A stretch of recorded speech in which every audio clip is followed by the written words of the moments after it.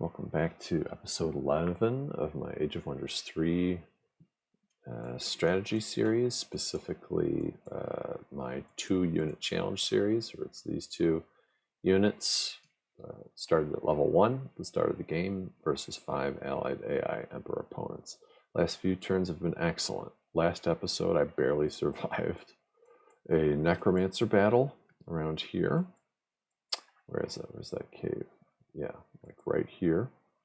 And it was turn 33. Now it's turn 37, and I have had really good luck with having enemy AI leaders close by to their capitals in the vicinity. So we'll go in reverse order. But basically I went underground, killed the dwarf Dreadnought, and then went above ground and took out the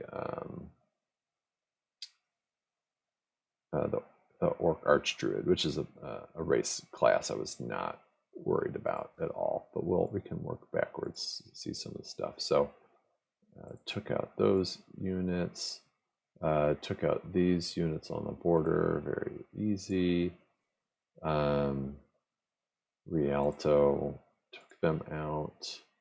So here was Grelka, the leader, so was able to catch her out.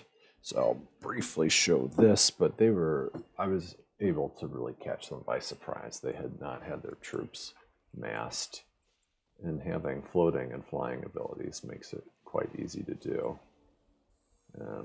So yeah, this was not difficult at all. Not difficult at all. So easily took them out. Yep. So that killed the leader, and then I just took their capital, which was this. And so releasing it to vassal, but that was this person. As far as the Dwarf Dreadnought, let's go back, see if that. So here, luckily, the leader was defending the capital, which is oftentimes ideal and not a very difficult squad to take out. So you can watch how I handle him and the Dreadnought.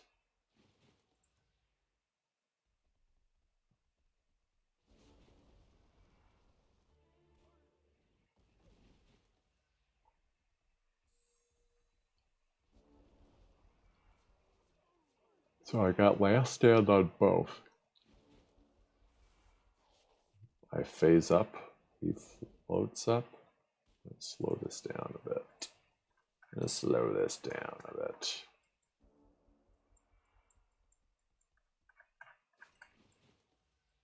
So you see that 41 damage thing?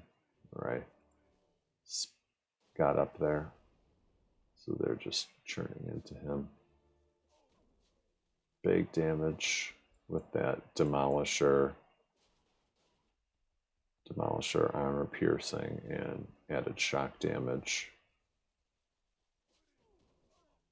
Life drain's easy, just keeping up in his face. Yeah, so took him out easy enough. I was glad to do the split to keep things simple.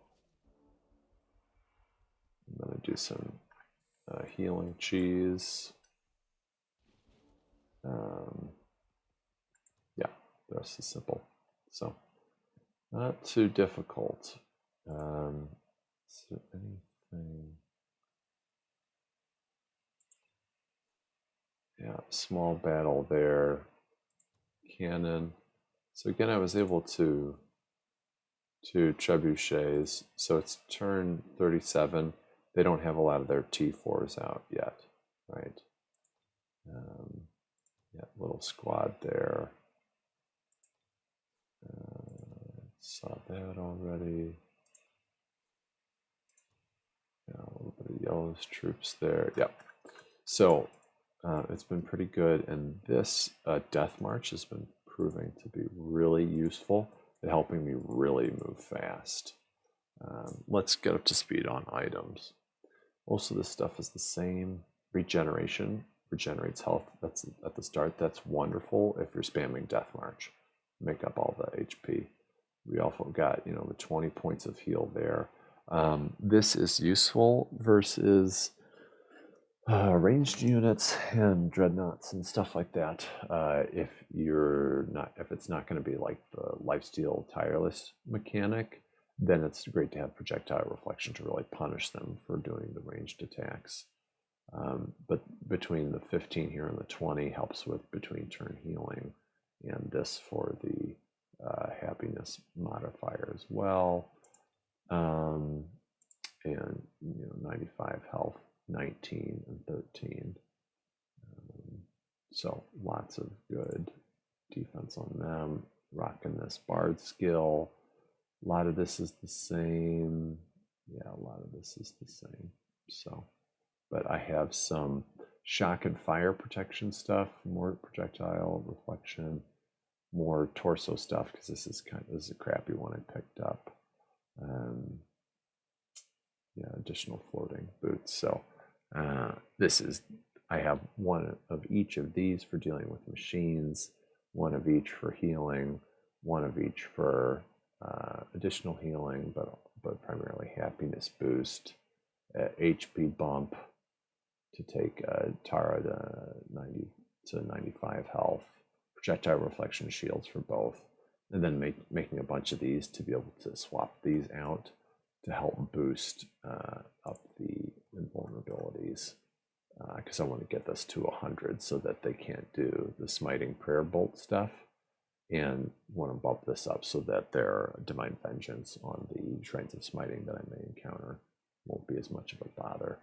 And I'm still floating some points. I'm keeping some back just in case I want to pick up something situational, but yeah, I don't think any of this has really changed in a while. Just been upgrading.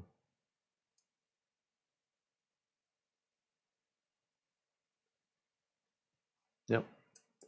So that's all good. Working on this so I can have a global plus 200 happiness just to really lock me in.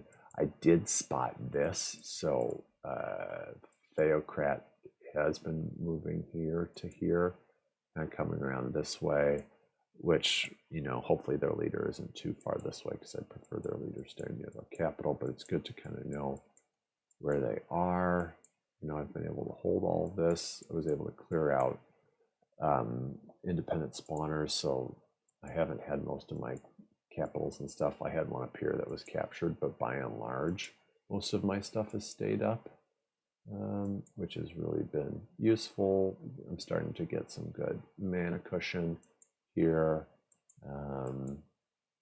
and starting to try and meet cities by using my builders to meet these cities that I can see on the map but haven't met. And some of these builders are following, and I'm soon going to start doing watchtowers so that I can have kind of a northern edge to see where potential leaders may come into view, so I can keep that in mind. But yeah, so far so good with 2 AIs down, and you know, these HQs to go. Hopefully I can actually pull this off. It'd be great. Is there anything interesting here? Picked up Resurrect Hero just in case one of my like I don't get a resurgence off in time with Phoenix Warrior. Thought it would be good to have, so I can get them back. I picked up Mass Bless as a site reward. Anything of note here? No. So that's where we're at with that. So it's been productive, taking 2 out of the 5 enemy Emperor level AIs out of the game, and we're headed on to the rest. So that's been episode 11. I will see you in episode 12.